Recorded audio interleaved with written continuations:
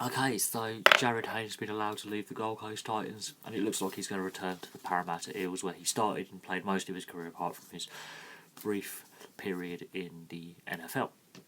The year and a bit he spent at the Titans has not been great. He hasn't lived up to the massive wage bill that he cost to be there. He's leaving for personal family reasons, allegedly. He will take a pay cut at Parramatta. He's now 29. He's been in the league for a long time. Parramatta have a very good squad. Mitchell Moses in the halves and others playing well. So they've got some good players across the field. Clint Gutherson can play at fullback or on wing, so Jarryd Hayne probably end up in the centres. The thing is, he also caught controversy as well, with some of his moves, trying to get Olympic sevens with Fiji, his trip and his little séjourn in the NFL. Thing is, the Gold Coast, it just didn't work for him. He didn't seem to be as I don't know, it just didn't seem to work out for him. It was an unfortunate thing, but now that he's moved from the Gold Coast Titans, and with Mitchell Pearce still looking for a team to pick him up, with that amount of cap space freed, very interesting. A lot of players are moving in the off season. Jarryd Hayne's one of the big ones. He was brilliant in leading Parramatta to that grand final in 2009. Some of the tries he has scored, even at Gold Coast Titans, he had some decent games at Gold Coast Titans. He just did not live up to the paycheck that they were paying him. He was being overpaid, and I think there was a lot of media hoo-ha about him going there when he stated that he was wanting to finish his career at Parramatta when he came back from the NFL. That was the only club he was going to play for, and he played for the Gold Coast Titans.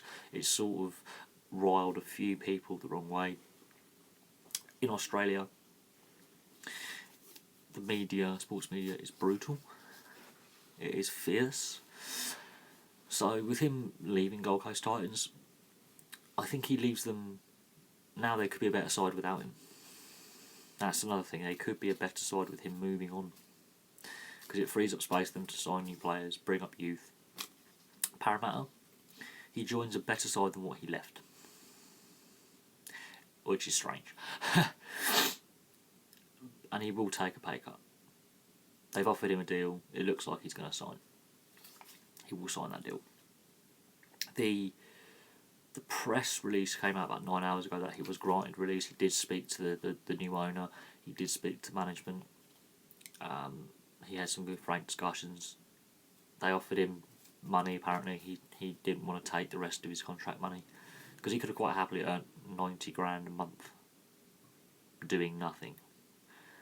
He had like 2-3 months left on this year's deal. He said, no, I'm quite happy to leave, which might get him a few fans back, because he could have sat around doing nothing on the Gold Coast, or just sat around with his family earning $90,000, or near enough 90 grand in British pounds, doing nothing. He's chosen to take no money off any further money. It looks like the deal he was on at Parramatta is worth about half as much as he was getting at Gold Coast, which probably suits him better. But the press will follow his career at Parramatta. He probably has another 4 or 5 years in the league, but they're going to be like hyenas around him. Which, with Parramatta's recent history with breaching the salary cap and not living up to where they're meant to be, could distract. I don't know. But yeah, he's been granted leave. He's been released, and it looks like he's set to join Parramatta again. And with Mitchell Pearce in the market, Mitchell Pearce might go to Gold Coast. You never know. Although Newcastle look likely to sign him, but Mitchell Pearce could go to Gold Coast. It throws up a lot of conundrums, because now in the current salary cap, you have to meet a minimum pay bracket. You have to hit a minimum cap hit, and Newcastle are struggling to meet that cap hit unless they suddenly extend everyone's contracts by like $5,000 each. So there is that. But he's back at Parramatta, and we'll have to see what he does. It looks like he'll start at centre now. He doesn't quite have the endurance to do fullback. They've got some good wings. Their halves are sorted. So he's stuck in the centre role. And now we'll have to see how good a player he can be. And will he still be like going to State of Origin, for example, under Brad Fittler as a new coach. There's a lot of open-ended questions about the next NRL season. Thank you very much for watching. Check out my other rugby league videos. There are quite a few on my channel. Please like and subscribe. Place your comments below. Thank you very much for watching, and I'll have some more videos for you soon.